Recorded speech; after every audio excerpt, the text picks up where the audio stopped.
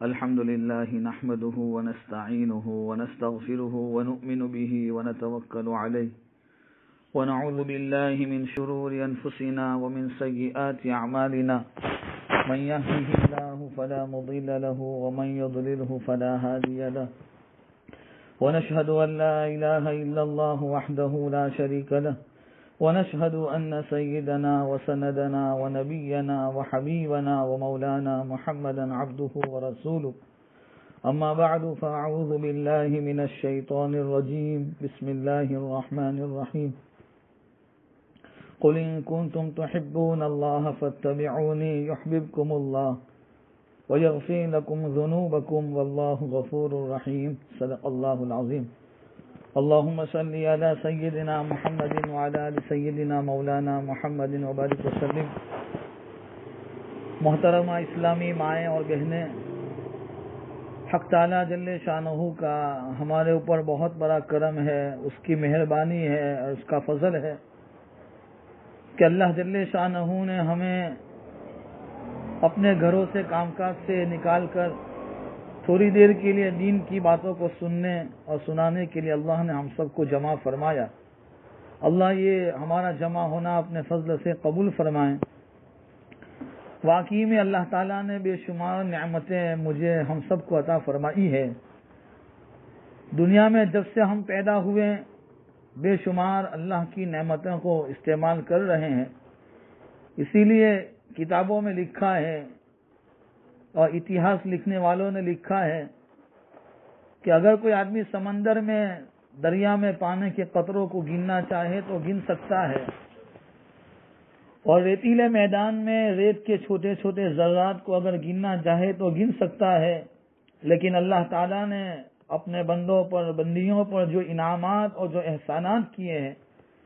پوری زندگی اگر ہم اس کو گننا چاہے تو نہ گن سکتے ہیں، نہ شمار کر سکتے ہیں. اس کو اللہ تعالیٰ نے بھی اپنے کلام پاک میں قرآن میں فرمایا وَإِن تَعُدُّوا نِعْمَةَ اللَّهِ لَا تُحْصُوهَا، اگر تم میری لی ہوئی نعمتوں کو گننا چاہو تو نہ گن سکتے ہو، نہ شمار کر سکتے ہیں. تو اللہ تعالیٰ نے ہم سب کو بے شمار نعمتیں عطا فرمائی، لیکن ایک نعمت جو اللہ نے مجھے ہم سب کو عطا فرمائی وہ ہے ایمان اور کلمے کی نعمت. ایمان اور کلمے کی نعمت ہم تھوڑی دیر کے لیے سوچیں، تھوڑی دیر کے لیے فکر کریں کہ جس وقت ہم سب نے اپنی ماں کی گود میں آنکھیں کھولی تھی اور ہم پیدا ہوئے تھے، اس وقت دنیا میں ہزاروں نہیں لاکھوں کی تعداد میں اللہ نے اپنے بندوں کو بندیوں کو پیدا کیا تھا. کوئی یہودی کے گھر میں پیدا ہوا، کوئی نصرانی اور کرسچن کے مکان میں کوئی پیدا ہوئی، کوئی نہ معلوم کسی اور گھرانے میں، کسی اور خاندان میں، کسی اور مذہب میں پیدا ہوئے. اللہ نے میرے اوپر آپ سب کے اوپر ہم سب پر کرم فرمایا کہ ہمیں جس دن پیدا فرمایا اللہ نے ہمیں ایمان والی ماں کی گود میں آنکھیں کھولنے کی توفیق دی. ورنہ اگر وہ ہمیں ایمان نہ دیتا، ہمیں کلمہ نہ دیتا تو ہم بھی نہ معلوم کسی مندر میں جا کر اپنی پیشانی کو رگڑتے، کسی عیسائیوں کے چرچ میں جا کر اپنی زندگی کو پوری کرتے. اور جس طریقے سے ہم سب دیکھتے ہیں کہ کبھی ہائی وے پہ، کبھی روڈ پہ ایسے دھرم کے لوگ اور ایسے مذہب کے لوگ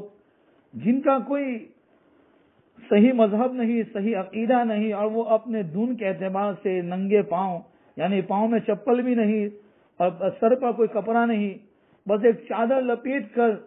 ایک لمبا پیدل سفر کرتے ہیں اور وہ اپنے دھرم کے مطابق چل رہے ہیں. اگر ہمارے پاس بھی ایمان نہ ہوتا، کلمہ نہ ہوتا تو ہم بھی اسی طریقے سے زندگی گزارتے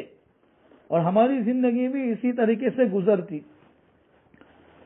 وحدہ لا شریک لہ ذات نے ہمارے اوپر کرم فرمایا، مہربانی کا معاملہ فرمایا اور ہمیں ایمان اور کلمے کی بہترین نعمت عطا فرمائی. اب جو چیز دنیا کے اندر دیکھتے ہیں کہ جو چیز جتنی زیادہ قیمتی ہوتی ہے اور جس کی اہمیت، جس کی ویلیو ہوتی ہے، تو گھروں کے اندر بھی اس کی حفاظت ہوتی ہے. مثال کے طور پر ماں بہنوں کے پاس سونا چاندی ہوتے ہیں تو اس کو کوئی گھر کی کوئی مستورات اور گھر کی کوئی عورت کوئی اس کو کھلے عام چھوٹے بچوں کے ہاتھ میں نہیں دیتی، اس کو حفاظت کے ساتھ رکھتے ہیں. پھر اس کو ایسے بند روم میں رکھتے ہیں پھر ایسے بند کھانے میں رکھتے ہیں، اس پر تالا لگاتے ہیں کہ کوئی چور اور گھر کے کسی معصوم بچے کی بھی نظر نہ پڑے، بلکہ گھر میں کام کرنے والی کی بھی نظر نہ پڑے، کیونکہ سونا قیمتی ہے، چاندی قیمتی ہے، پیسہ قیمتی ہے۔ تو جس طریقے سے دنیا کی جو چیز جتنی قیمتی ہوتی ہے اس کی حفاظت کے لیے گھر کی ماں بہنیں اتنی فکر مند رہتی ہے، تو ایمان تو سب سے بڑا قیمتی سرمایہ ہے۔ ایمان سب سے بڑا قیمتی اللہ کی طرف سے ایک تحفہ ہے، ایک گفٹ ہے، اور ایسا قیمتی ہے کہ اس کو بچا کر مجھے اور آپ کو اس دنیا سے لے کر جانا ہے، کہ ایمان اور کلمے کی نعمت اللہ نے دی ہے، اب اس ایمان پر جمنا ہے۔ اس لیے قرآن کریم میں یعقوب علیہ السلام کے واقعے میں پہلے پارے میں ذکر فرمایا کہ ام کنتم شہداء اذ حضر یعقوب الموت اذ قال لبنیہ ما تعبدون من بعدی قالوا نعبد الہک و الہ آبائک ابراہیم و اسماعیل و اسحاق الہا واحدا ونحن له مسلمون، کہ کیا تم اس وقت کو یاد نہیں کرتے کہ جب یعقوب علیہ السلام کی موت کا وقت آیا تو یعقوب علیہ السلام نے کیا کیا؟ اپنی اولاد کو جمع کیا اور پوچھا، میرے بیٹو، میرے مرنے کے بعد تم کس کی پیروی کرو گے، کس کی عبادت کرو گے؟ نبی ہے، ہم سوچے ہیں کہ یعقوب علیہ السلام جلیل القدر پیغمبر اور نبی ہے، لیکن اپنی زندگی کے آخری گھڑی میں یہ پوچھتے ہیں، اور یہ فکر مند ہے، یہ فکر سوال ہے، بیٹوں سے پوچھ رہے ہیں کہ میرے بیٹو، میرے مرنے کے بعد تم کس کے مطابق، کس کے احکام پر چل کر زندگی گزارو گے؟ اب بیٹے بھی نبی کے ہیں اور نبی کے گھرانوں میں پرورش ہوئی ہے، تو بیٹوں نے جواب دیا کہ آپ فکر مت کیجیے، ہم آپ کے رب کے اوپر اور آپ کے رب کو ہم مانتے ہیں، اسی رب کے احکام کے مطابق اپنی زندگی کو گزاریں۔ تو ایک قرآن کریم کی اس آیت کریمہ سے ایک پیغام یہ ملتا ہے کہ ہماری زندگی میں یہی فکر ہو، ایک ماں کی یہ فکر ہو کہ میری زندگی میں ایمان اور کلمہ کیسے جمع رہے، اور میری کوکھ سے جنم لینے والی اولاد اور آنے والی اولاد اور قیامت تک آنے والی میری نسل کے اندر ایمان کا پایا اور ایمان کا سرمایہ کیسے باقی رہے، یہ اسلام کی چلنے والی اور اسلام پر زندگی گزارنے والی ہر ماں بہن کی یہ فکر ہونی چاہیے۔ اگر ہم فکر کریں گے، اسی لیے فرماتے ہیں کہ ماں کی گود یہ بچے کا سب سے پہلا مدرسہ ہے۔ ہمارا بچہ اور ہماری بچی جب وہ مدرسے میں پڑھنے کے لیے جاتے ہیں، یہ دوسرا مدرسہ ہے، اس کے استاد یہ دوسرے ہیں، سب سے پہلا بچوں کا مدرسہ یہ ماں کی گود ہے۔ ماں کی زندگی میں جیسے دین ہوں گے، ماں کی زندگی میں جیسی ایمان ہوگا، ماں کی زندگی میں قرآن کریم کی تلاوت کا اہتمام ہوگا، ماں کی زندگی میں اللہ کی وحدانیت کہ میری کرنے دھرنے والی ذات اور نفع نقصان پہنچانے والی ذات اگر کوئی ہے تو وہ اکیلی اللہ کی ذات ہے، اور اللہ بے نیاز ہے، اللہ کو نہ میری عبادت کی ضرورت ہے، اللہ کو نہ میرے سجدے کی ضرورت ہے۔ اگر ہم یہ سوچیں کہ اگر میں عبادت نہیں کروں گی، اگر ہم نماز نہیں پڑھیں گے تو اللہ کی وحدانیت میں اور اللہ کی بڑائی میں کوئی کمی آ جائے، تو یہ ہماری سوچ غلط ہے۔ اللہ کی ذات وراء الورا ہے، وہ اپنی ذات میں اکیلا ہے، وہ یکتا ہے، وہ کسی کا شریک نہیں ہے، اس کا کوئی شریک نہیں ہے، اللہ کی ذات سب سے بڑی ہے۔ تو ماں کی زندگی میں اگر اللہ کی وحدانیت ہوگی، اللہ کے ذات پر پختہ یقین اور پختہ ایمان ہوگا، تو پھر اس کے ذریعے سے بچوں کی زندگی میں صحیح معنی میں ایمان آئے گا۔ اسی لیے علماء نے لکھا ہے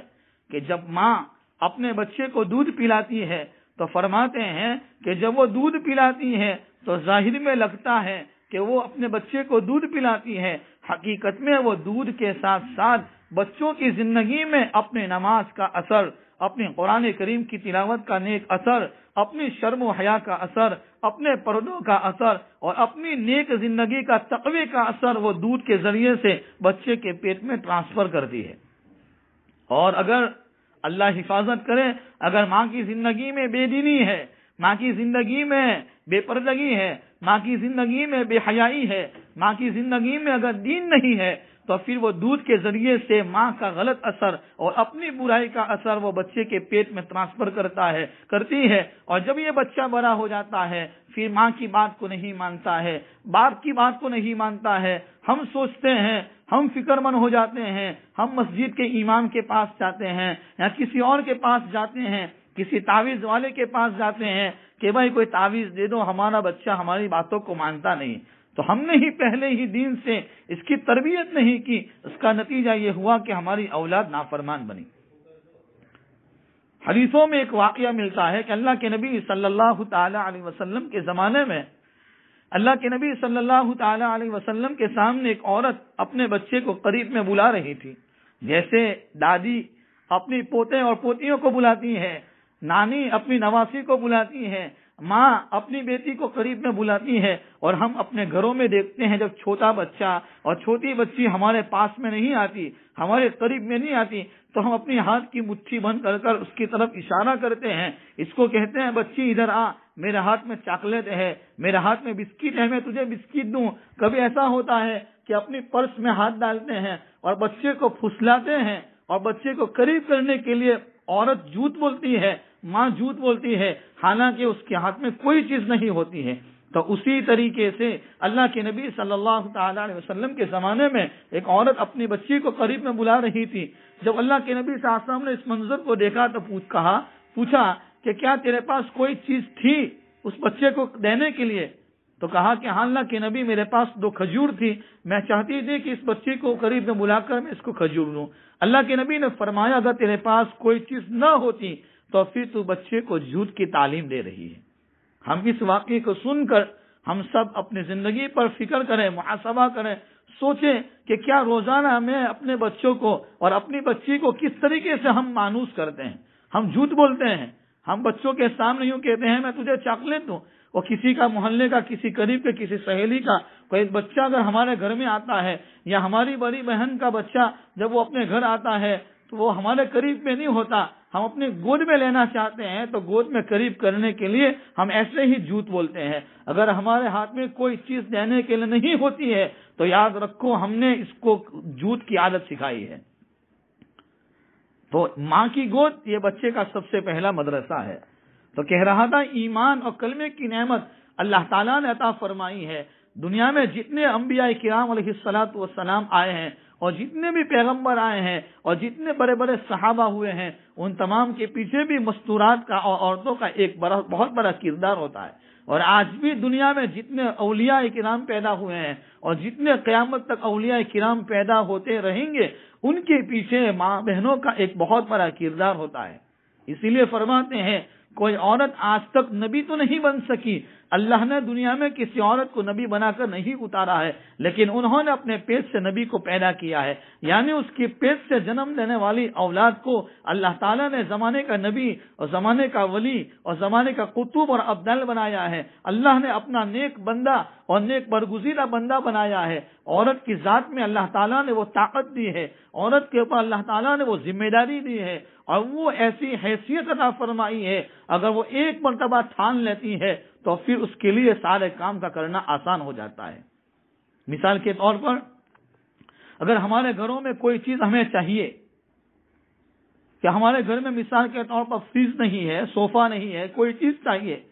تو عورت کیا کہتی ہے؟ اپنے شوہر کو یوں کہتی ہے کہ آج میں فلاں جگہ گئی تھی اور فلاں جگہ پر شادی میں جب گئی تھی وہاں اس گھر کے اندر یہ چیزیں تھی، وہ تھی، یہ تھی، وہاں کی ساری تعریفات کرتے کرتے کرتے اخیر میں جا کر وہ اپنی جو نیت ہوتی ہے، اپنا جو ارادہ ہوتی ہے، وہ اپنے شوہر کے سامنے رکھتی ہے کہ میں بھی چاہتی ہوں کہ میرے گھر کے اندر یہ چیز آ جائے۔ اور شوہر بیچارہ پورے دن محنت کرتا ہے، کماتا ہے، لیکن اس کے پاس اتنی حیثیت نہیں ہوتی ہے، پھر بھی وہ بار بار اصرار کرتی ہے، تو پھر ایک دن ایسا آتا ہے کہ اس کی وہ تمنا اور اس کا وہ ارادہ پورا ہو جاتا ہے، اس کی وہ ضرورت پورا ہو جاتی ہے۔ اللہ تعالیٰ نے وہ طاقت دی ہے، اسی لیے کہ ماں کا دل اور عورت کا دل نرم ہوتا ہے۔ علامہ ابن القیم رحمۃ اللہ علیہ فرماتے ہیں کہ میں ایک گلی سے گزر رہا تھا اور ایک ماں اپنے بچے کی پٹائی کر رہی تھی، اپنے بچے کو مار رہی تھی، اور بچہ دور دور بھاگ رہا تھا، لیکن ماں ہوتی ہے، ماں نے تھوڑی دیر کے بعد دروازہ کھولا،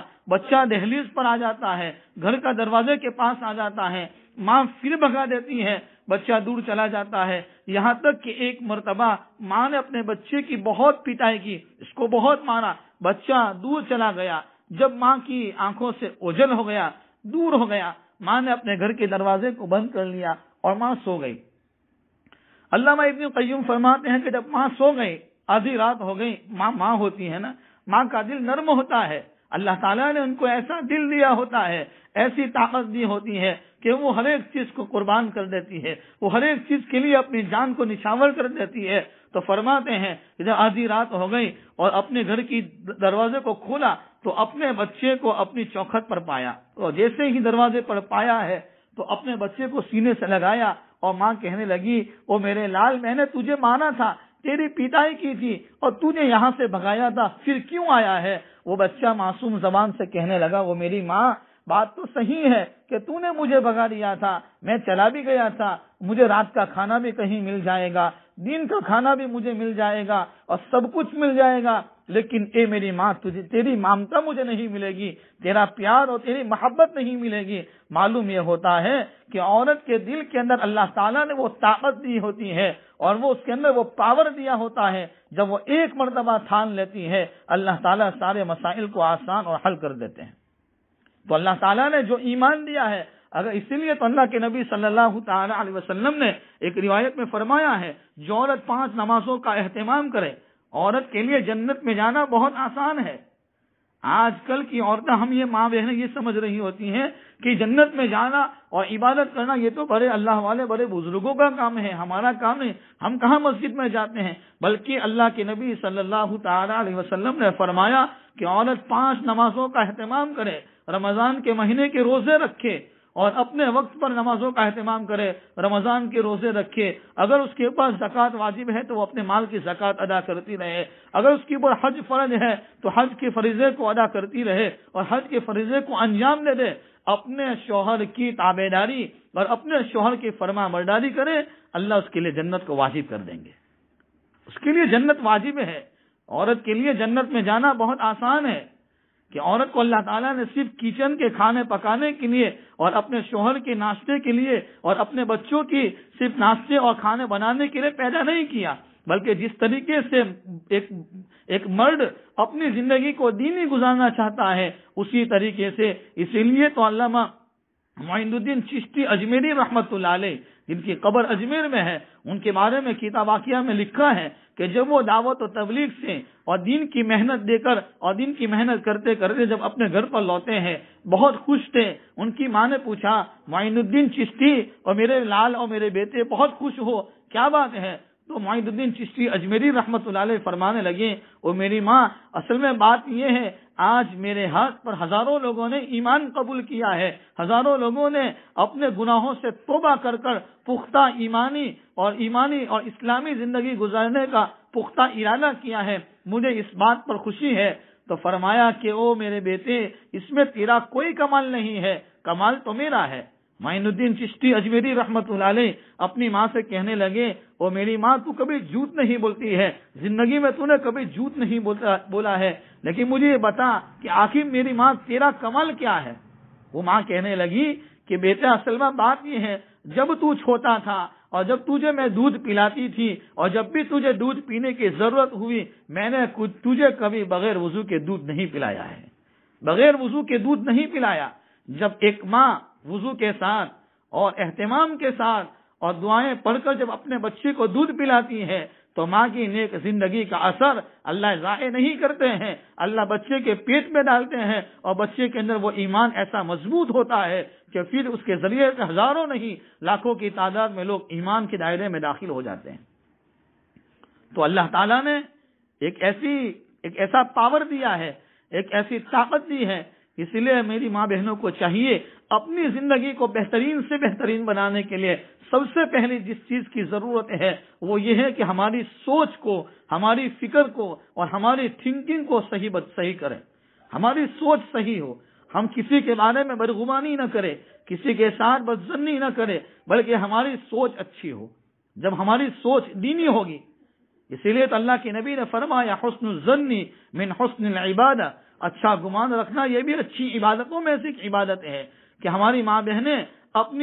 اپنی گھر کی مستورات کے ساتھ، اگر وہ ساس ہے اپنی بہو کے ساتھ، ماں ہے اپنی بیٹیوں کے ساتھ، بیٹی ہے اپنی ماں کے ساتھ، بہو ہے تو اپنی ساس کے ساتھ، ہمارے گھر کے اندر رہنے والا ہر فرد چاہے وہ مرد ہو یا عورت، اس کے ساتھ ہمارا گمان اور ہماری فکر اور ہماری سوچ اور ہمارا حسن ظن یہ اچھا ہونا چاہیے۔ پھر دوسرے نمبر پر آتی ہے کہ ہم اس کے لیے محنت کریں، کہ اگر صرف ارادوں پہ کام نہیں چلتا، کہ جس طریقے سے آپ نے محنت کی، آپ نے ارادہ کیا اور محنت کی اور یہاں دین کی باتوں کو سننے کے لیے جمع ہوئے، تو پھر ہم یہ ارادہ کریں کہ اللہ نے جو ایمان اور کلمہ دیا ہے، اس ایمان پر میں سب سے پہلے جموں گی، اپنے ایمان کو مضبوط رکھوں گی۔ اسی لیے روایات میں موجود ہے اللہ کے نبی صلی اللہ تعالی علیہ وسلم جب بہت پریشان تھے، حضرت خدیجہ الکبریٰ رضی اللہ تعالی عنہا جو اللہ کے نبی صلی اللہ تعالی علیہ وسلم کی زوجہ محترمہ ہے، انہوں نے بہت تسلی دی اور کہا اللہ کے نبی آپ گھبرائیے مت، آپ تو غریبوں کی مدد کرنے والے ہیں اور یتیموں کا سہارا ہیں اور بیواؤں کو مدد کرنے والے ہیں، آپ مہمانوں کا اکرام کرنے والے ہیں، اللہ آپ کو ضائع نہیں کرے گا، اللہ آپ کی محنت کو بیکار نہیں کرے گا۔ ایک عورت اپنے جذبات سے، ایک عورت اپنے شوہر کو کس طریقے سے تسلی دیتی ہے، ہمیں اس روایت سے سبق ملتا ہے۔ تو ماں کی زندگی اور مستورات کی زندگی میں اللہ جل شانہ نے وہ پاور دیا ہے، وہ طاقت دیا ہے کہ جب وہ ایک مرتبہ ٹھان لیتی ہے، اللہ تعالیٰ سارے مسئلے کو آسان کر دیتے ہیں، سارے مسائل کو حل کر دیتے ہیں۔ اسی لیے اپنے بچوں کے لیے دعائیں کرنا چاہیے، اپنے بچوں کے لیے صحیح تربیت کے لیے، اپنے گھر کے ماحول کو درست کرنے کے لیے دعائیں کرنا چاہیے۔ ایک واقعات میں لکھا ہے، ایک ترکی کے اندر ایک بہت بڑا ایک تاجر اور ایک بزنس مین تھا، اس نے ایک بہت بڑا باغ بنایا تھا، اس باغ میں ہر قسم کے درخت اور ہر قسم کے پھل لگے ہوئے تھے۔ اس میں ایک آدمی کو خادم اور نوکر کی طرح رکھا تھا، اس کا نام تھا مبارک۔ وہ جب باغ کا سیٹھ اور مالک جب بھی وہ اپنے باغ کے اندر آتا تھا، اس کی نگرانی کر اس کو دیکھ کر پھر چلا جاتا تھا۔ ایک مرتبہ جب وہ اپنے باغ میں آیا ہے اور کہا اپنے نوکر سے، خادم سے کہ مجھے انار کا جوس پلا۔ کتابوں میں لکھا ہے کہ جب وہ نوکر نے جب انار کا جوس نکالا اور اس کو پلایا تو وہ بہت کھٹا تھا، پھر دوسرا لایا تو وہ اس سے زیادہ کھٹا۔ تو وہ باغ کا مالک اس نوکر سے کہنے لگا، ڈانٹنے لگا کہ ارے بھائی اتنے سالوں سے یہاں آپ کام کرتے ہیں تو آپ کو پتا نہیں ہے کہ کون سے انار کا درخت میں سے اور کون سے درخت سے اور کون سا پھل میٹھا ہے، کون سا کھٹا ہے۔ تو وہ نوجوان کہنے لگا، وہ ہمارے لیے سننے کے قابل ہے، دلوں میں اتارنے کے قابل ہے۔ وہ نوجوان کہنے لگا کہ آپ نے مجھے اپنے درخت کی نگرانی کے لیے رکھا ہے، اپنے درخت کی حفاظت کے لیے رکھا ہے، اپنے باغ کی نگرانی کے لیے رکھا ہے، مجھے آپ نے اس انار کو چکھنے کے لیے نہیں رکھا ہے۔ میں 10 سال سے آپ کے یہاں خدمت کرتا ہوں لیکن کبھی میں نے اس کو چکھا نہیں۔ معلوم یہ ہوا کہ اس کی زندگی میں امانت داری تھی، اخلاق سے۔ تو ہماری زندگی میں بھی وہ اخلاق ہونے چاہیے۔ اور جب کہ وہ اس نے کہا کہ جب تو اتنا سارا امانت دار ہے تو کہا کہ پھر تجھے تو چاہیے کہ تو اللہ کی عبادت کرے۔ تو اللہ تعالیٰ نے ایسا نظام بنایا کہ جب اس نے اس کو چھوڑ دیا، اپنی ڈیوٹی سے نکال دیا، اور اس مالک نے کہا کہ میرا ایک مکان ہے، چھوٹا مکان ہے، میں چاہتا ہوں کہ تو اس میرے چھوٹے مکان میں اپنی زندگی بسر کر لے۔ اور وہ مالک جو مبارک نام تھا جس کا، وہ اپنے اس چھوٹے مکان میں زندگی بسر کرنے لگا۔ جب وہ مالک روزانہ کبھی کبھی آتا تھا، ملنے کے لیے بات چیت ہوتی تھی۔ ایک مرتبہ وہ باغ کا مالک بہت پریشان تھا، بہت حیران تھا۔ اس مبارک نوجوان لڑکے نے پوچھا کہ آج آپ کیوں بہت زیادہ پریشان نظر آتے ہیں، کیا بات ہے، معاملہ کیا ہے؟ تو وہ کہنے لگا کہ اصل میں میری ایک نوجوان لڑکی ہے اور میں چاہتا ہوں کہ میری اس نوجوان لڑکی کی کہیں اچھا رشتہ مل جائے، لیکن کوئی اچھا گھرانہ نظر نہیں آتا ہے، میں اس کے بارے میں پریشان ہوں۔ اس مبارک نے ساری باتیں، دین کی باتیں بتلائی اور دین کی باتیں اچھی طریقے سے بتلائی۔ یہاں میری ماں بہنیں یہاں ایک بات یاد رکھیے، اگر ہم بھی کسی عورت کو، اپنی بیٹی کو یا اپنی بہن کو، اپنی سہیلی کو جب بھی کوئی بات کریں تو دین کی باتوں کو صحیح طریقے سے، صحیح انداز میں سمجھائیں، تاکہ سامنے والی ہماری سہیلی اور ہماری ماں بہن اور ہماری بیٹی اس بات کو اچھی طریقے سے لے کر اپنی زندگی میں اتارے۔ جب وہ مبارک کی بات اس مالک کے دل میں اتر گئے، اس نے گھر جا کر اپنی بیوی سے کہا، کہ وہ جس نوجوان کو اپنے گھروں میں رکھا ہے اس کی بات اچھی ہے کہ اپنی بیٹی کا رشتہ کوئی اچھے گھرانے سے ہونا چاہیے،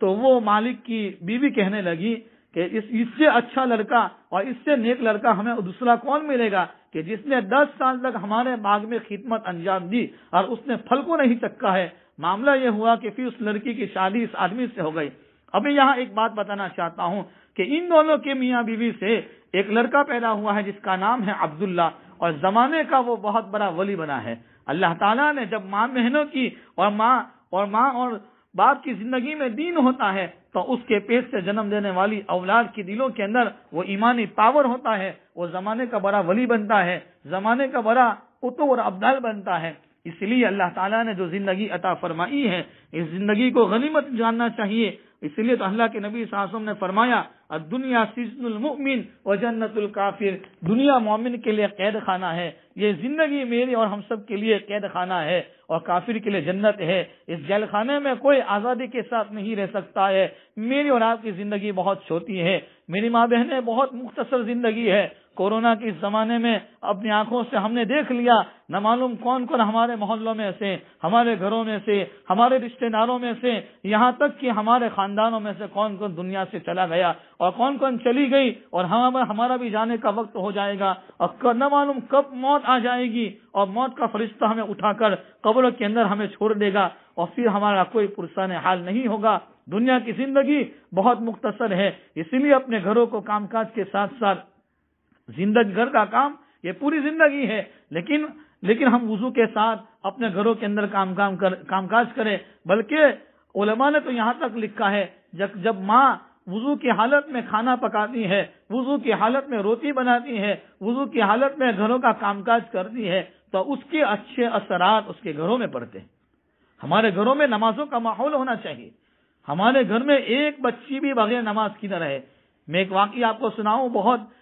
بہت سبق اور عبرت والا واقعہ ہے کہ محمد ابن سلیمان جزولی رحمت اللہ علیہ بہت بڑے زمانے کے بہت بڑے ولی اور بزرگ گزرے ہیں۔ وہ فرماتے ہیں کہ میں ایک مرتبہ اپنے مریدین اور اپنے شاگرد اور اسٹوڈنٹ کے ساتھ ایک مرتبہ کہیں جا رہا تھا، اور وہ جا رہے تھے، ظہر کی نماز کا وقت ختم ہونے کی تیاری تھی۔ اب راستے میں تھے تو وضو کرنے کے لیے پانی چاہیے، پانی نہیں مل رہا۔ راستے میں دیکھا کہ پانی کا ایک کنواں نظر آیا ہے، اور پانی کے کنویں کے پاس گئے، کہ پانی تو موجود ہے لیکن ڈول رسی نہیں ہے کہ پانی کیسے نکالا جائے۔ بہت پریشان تھے۔ دھیان سے سنیے گا میری ماں بہنیں، 10 سال کی ایک معصوم بچی سارے منظر کو اپنی آنکھوں سے دور سے دیکھ رہی تھی، اور دیکھتی دیکھتی جب وہ بہت دیر تک دیکھتی نہیں، اس بڑے میاں کے پاس آئی اور کہنے لگی بڑے میاں میں آپ کو بہت دور سے اور بہت دیر سے دیکھ رہی ہوں، آپ پریشان نظر آتے ہیں۔ اس بڑے میاں نے کہا کہ بیٹی اصل میں ظہر کی نماز کا وقت ختم ہونے کی تیاری ہے، نماز قضا ہو جائے گی، اسی لیے ماں بہنوں کو چاہیے ایمان والا مرد ہو یا ایمان والی عورت، سب سے بڑی فکر اس بات کی ہو ہماری نماز قضا نہ ہو، ہم فجر میں وقت پر اٹھ جائیں، ہماری نماز کوئی بھی قضا نہ ہو، ہمارے بچوں کو چائے اس وقت تک نہ ملے، ہمارے شوہر کو چائے اس وقت نہ ملے جب تک کہ ان کی نماز نہ ہو جائے۔ اگر ہماری ماں بہن اور ہماری چھوٹی سی بچی اگر وہ چائے کی پیالی توڑ دیتی ہے، ہمارا بچہ چائے کی پیالی ہاتھ میں سے چھوڑ دیتا ہے، ماں بہن غصے ہو جاتی ہے، باپ غصے ہو جاتا ہے، تو کیا اگر ہماری بچی روزانہ اللہ کے حکم کو توڑے، نمازوں کو چھوڑ دے اور بے پردگی کے ساتھ آوارگی کے ساتھ زندگی گزارے، تو کیا ہمیں غصہ نہیں ہونا چاہیے؟ کیا ہمارے اندر وہ افسوس نہیں ہونا چاہیے؟ تو وہ معصوم بچی سارے منظر کو دیکھ رہی تھی، کہنے لگی بڑے میاں جب پانی ہی نکالنا ہے تو 2 رسی کی پھر ضرورت کیا ہے؟ تو کہا کہ پانی کیسے نکلے گا؟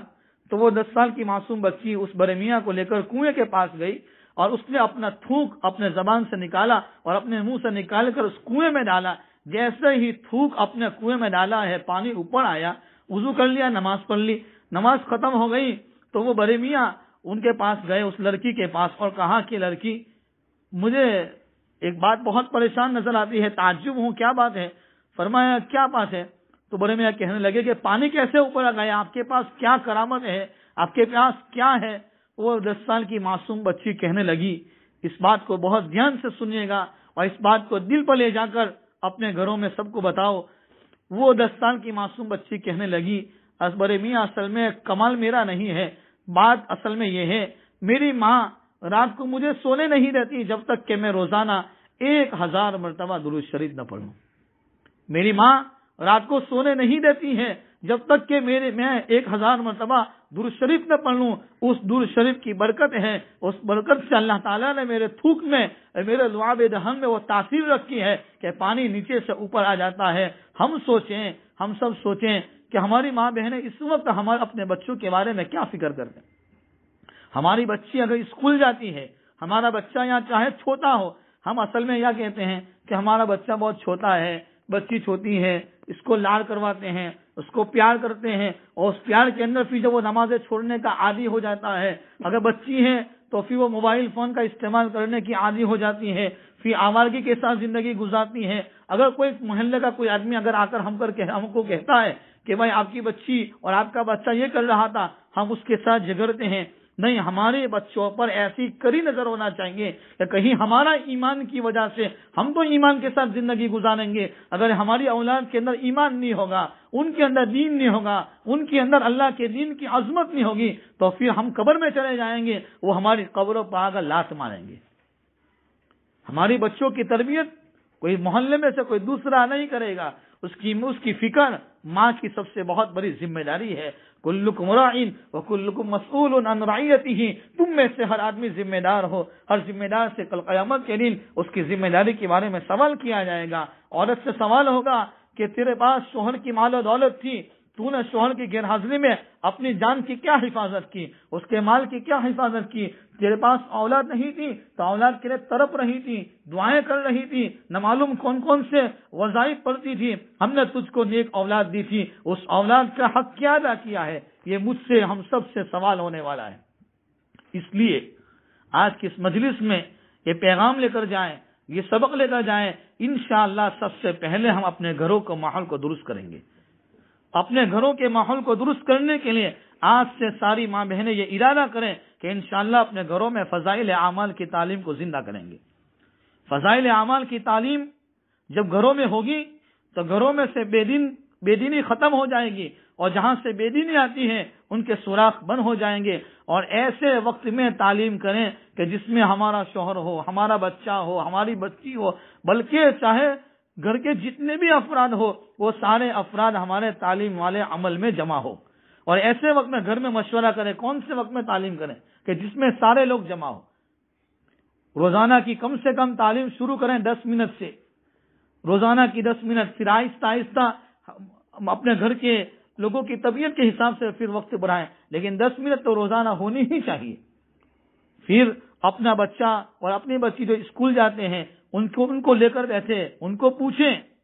آج ہمارے ہندوستان سے 5000 لڑکیاں جو غیروں کے ہاتھ میں چلی گئی اور جنہوں نے ایمان چھوڑ دیا ہے، ان کا ذمہ دار میں اور آپ ہیں۔ اگر کہیں ہم نے اپنے گھروں میں دین کی محنت فکر نہیں کی، ہمارے گجرات میں سے 400 کے قریب لڑکیاں جو غیروں کے ہاتھوں میں چلی گئی ہیں، ان کے ذمہ دار میں اور آپ ہیں۔ اگر ہم نے بھی اپنے گھروں میں دین کی فکر نہیں کی تو ہماری ماں بہنیں اور ہمارے بچوں کی زندگی اور ہمارے بچوں کی زندگی سے ایمان نکل جائے گا۔ کل قیامت کے دن اللہ ہم سے سوال کریں گے، ثم لتسألن یومئذ عن النعیم۔ او میری ماں بہنیں، اللہ پوچھیں گے ہم سے کہ میں نے تم کو دنیا کی بہت ساری نعمتیں دی تھی، سب سے بڑا سرمایہ ایمان دیا تھا، تم نے اس ایمان کو کہاں گوایا ہے؟ ایمان پر کیا محنت کی ہے؟ کیا تم ایسے ہی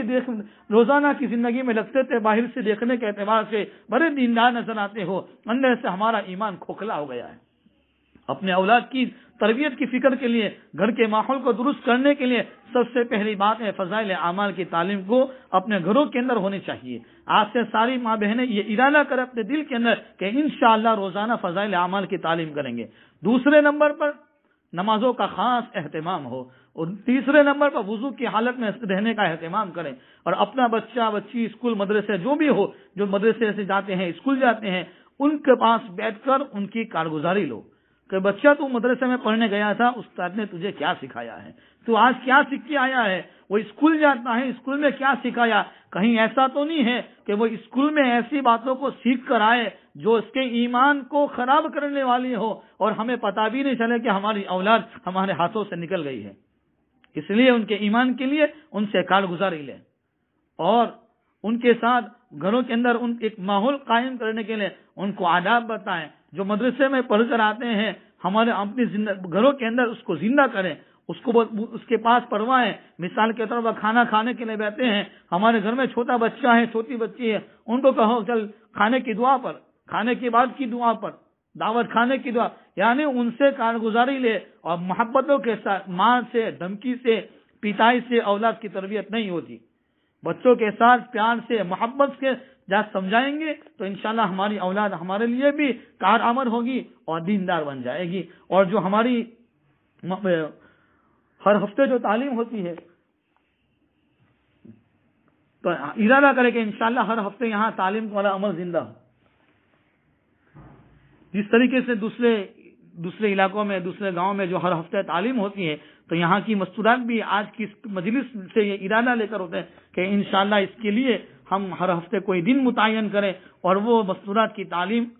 مسجد کے مشورے سے طے ہوتی ہے. اسی لیے اگر کوئی اپنے گھر میں تعلیم کروانا چاہتے ہیں تو پھر اپنے وہ مسجد کے مشورے میں یہ بات پہنچائے اپنے محرم سے ساتھ، اپنے کسی بچے سے یا اپنے شوہر سے، اور یہ ہر ہفتے کم سے کم کسی نہ کسی ایک گھر میں تعلیم والا عمل زندہ ہونا چاہیے، جس کے ذریعے سے میرے لیے، ہم سب کے لیے دین پر چلنا آسان ہو جائے گا. ہمارے سماج میں، محلے میں ایک ایسا دینی ماحول بنے گا. ایک تو یہ ہے کہ مسجد کے بیانات ہمارے گھروں میں سنائی دیتے ہیں، لیکن جو اسپیشلی جو خاص جو مستورات کی جو تعلیم ہوتی ہے اس کا اثر بہت اچھا ہوتا ہے. اس لیے اس کے بارے میں فکر ہونی چاہیے کہ ہمارے محلے کے اندر اور ہمارے اس گاؤں کے اندر بھی ایک مستورات کی تعلیم ہر ہفتے کہیں نہ کسی دن جو یہاں کے حساب سے طے ہو. اس کے لیے اگر مستورات آپس میں ارادہ کریں، اس کے لیے اللہ سے مانگیں، محنت کریں اور پھر اپنے ارادوں کو مسجد کے اندر یعنی ظاہر کریں، اپنے محرم مرد کے ساتھ باتوں کو پہنچائے کہ بھائی ہم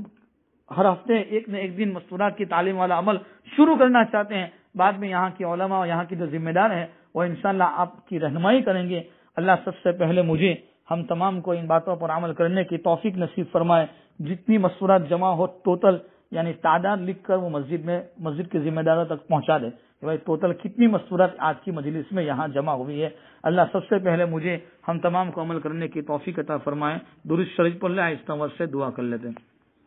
بسم اللہ الرحمن الرحیم. سبحانک اللہم بحمدک وتبارک اسمک وتعالی جدک ولا الہ غیرک. اللهم لك الحمد كله ولك الشكر كله وإليك يرجع الأمر كله. اللهم صل على سيدنا محمد وعلى آل سيدنا مولانا محمد وبارك وسلم. یا ارحم الراحمین، یا ارحم الراحمین، یا ارحم الراحمین. اے اللہ ہمارے گناہوں کو معاف فرما، خطاؤں سے درگزر فرما. اے اللہ ہم بہت بڑے پاپی مجرم ہیں، گنہگار ہیں، سیاکار ہیں. اے اللہ یہ سب تیری نیک بندیاں ہیں جنہوں نے اپنی نیند کو قربان کر کر، اپنے گھروں کے کام کاج کو اے اللہ قربان کر کر تیرے دین کی باتوں کو سننے کے لیے بہت دیر سے یہاں جمع ہوئی ہے. اے اللہ اس جمع ہونے کو قبول فرما لے. اے اللہ جمع ہونے کو قبول فرما لے، کوتاہیوں سے درگزر فرما. اے اللہ جو باتیں کہی ہے اس پر عمل کی توفیق عطا فرما. اے اللہ جو اس باتوں میں اللہ کوئی غلطی ہو گئی ہو اپنے فضل سے معاف فرما. اے اللہ ہم سب کو ایمان پر استقامت نصیب فرما، ایمانی حلاوت نصیب فرما. اے اللہ اس وقت بہت زیادہ ارتداد کا ایک خطرناک دور چلا ہے. کتنی بچیاں مسلمان کی غیروں کے ہاتھوں میں چلی گئی ہے اور جنہوں نے اپنے ایمان کو چھوڑ دیا ہے اللہ واپس دوبارہ ان تمام کو ہدایت کی نعمت سے مالا مال فرما. اللہ ہمیں بھی ایمان پر استقامت عطا فرما. اللہ دنیا میں آتے ہوئے تو نے ایمان دیا، کلمہ دیا ہے، ایمان والی ماں کی گود میں آنکھیں کھولنے کی توفیق دی. اللہ جب ہم جس گھر میں آنکھیں کھولی وہ گھر ایمان والا تھا. اللہ تو نے ساری نعمتیں عطا فرمائی ہے. اے اللہ بے شمار نعمتیں دی ہے. اللہ کتنے بندے بندیاں دنیا سے جا چکی ہیں اور منو من مٹی کے جا کر قبر میں دفن ہو چکے ہیں. اللہ ہمیں بھی ایک دن جانا ہے. ہم بھی جب جائیں گے ہمارے گھروں کو چھوڑ دیں گے. اللہ ساری چیزوں کو چھوڑ کر اللہ منو من مٹی کے نیچے اللہ بیٹھے اور سارے رشتہ دار ہمیں منو من مٹی کے نیچے دفن کر دیں گے. کوئی ہمارا پرسان حال نہیں ہوگا. اے مولا ہمارے پر رحم فرما، ہمیں اس کی تیاری کی توفیق عطا فرما. اے اللہ موت کا آنا یقینی ہے. اے اللہ روزانہ ہم اپنے کانوں سے کئی لوگوں کی موت کی خبریں سنتے ہیں لیکن ہمارے قلوب میں اس کی کوئی کوئی تبدیلی نہیں آتی ہے. ہمارے قلوب کی سختی کو دور فرما، ہمارے دلوں میں سکون عطا فرما، راحت عطا فرما، عافیت نصیب فرما. یہاں پر اللہ مستورات کی تعلیم کے عمل کو زندہ فرما. اے اللہ تعلیم والے عمل کو زندہ فرما. اے اللہ بڑی محنتوں کے بعد اے اللہ آج کی مجلس یہاں ہوئی ہے. اے اللہ اس کو اپنے فضل سے قبول فرما. اے اللہ یہاں کے علماء کو قبول فرما. یہاں کے ایک ایک مرد کو قبول فرما، یہاں کی ایک ایک عورت کو قبول فرما، اے اللہ پورے گاؤں کو قبول فرما، اپنی خصوصی رحمتیں نازل فرما اور ہمیں بہانے بنا کر اپنے دین کے لیے قبول فرما۔ اللہ تو دین کے کام لینے میں کسی کا محتاج نہیں ہے، تو کسی سے بھی اپنا دین کا کام لے لیتا ہے، اور تو نے لیا ہے اپنے نافرمانوں سے بھی لیا ہے۔ اے مولا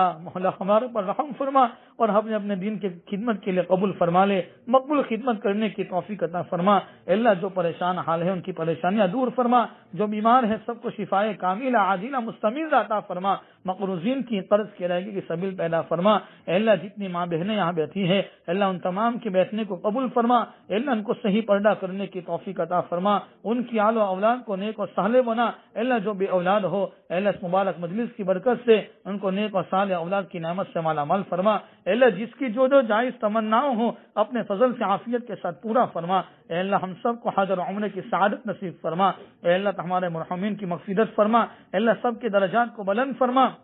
اے مولا ہماری زندگیوں کو اپنے دین متین کی مقبول خدمت کے لیے قبول فرما۔ اے اللہ اس وقت بچوں کی اسکول کا ایگزام چل رہا ہے، اللہ مدرسہ کا امتحان بھی قریب ہے، اللہ تمام بچوں کو بچیوں کو امتحان میں اور اسکول کے ایگزام میں کامیاب فرما، اعلیٰ نمبرات سے کامیابی عطا فرما۔ اللہ حلال روزی عافیت کے ساتھ نصیب فرما، سب کے گھروں میں برکتیں عطا فرما، سب کی روزی روٹی میں برکتیں عطا فرما، سب کو آپس میں محبتوں کے ساتھ رہنے کی توفیق عطا فرما۔ اے اللہ ٹوٹی پھوٹی ہماری دعاؤں کو اپنے فضل و کرم حبیب پاک صلی اللہ علیہ وسلم کے صدقے میں قبول فرما۔ اللہم صلی علی سیدنا محمد وعلی آل سیدنا مولانا محمد وبارک وسلم۔ ربنا تقبل منا انک انت السمیع العلیم وتب علینا انک انت التواب الرحیم برحمتک یا ارحم الراحمین۔